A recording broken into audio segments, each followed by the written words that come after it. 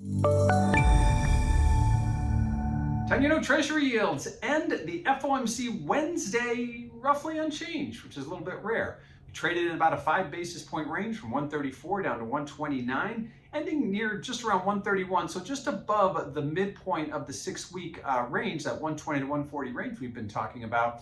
So not a whole lot of movement in the 10-year today, given the fact that we got an FOMC announcement. We did see 5-year note yields go a bit higher. We saw 30-year yields go a little bit lower, so a little bit of bears flattening today that we saw on the curve, but ultimately left 10-year notes roughly unchanged, maybe a hair lower, but still right on top of that midpoint of the 6-week range. Now, what does this mean for volatility?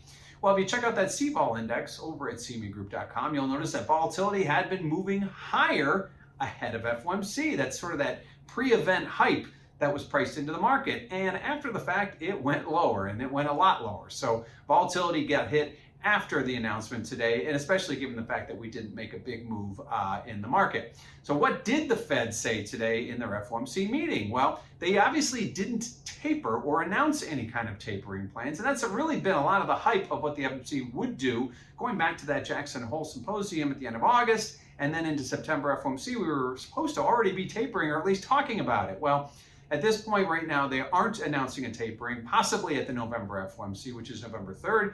That's what Chair Powell hinted at in his press conference. Likewise, we did hear that the Fed may want to raise interest rates sooner rather than later. And when I say sooner rather than later, I mean 2022 as opposed to 2023.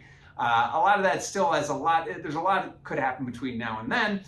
Certainly the Fed wants to get off the zero interest rate bound, but they need to have some more proof or get to see some more numbers. Obviously, job growth has to continue, inflation has to come down, and growth numbers have to stay elevated. And right now, that's still in question. So a lot of variables out there that could change, but the Fed right now aiming to taper by year end, that is still on their agenda.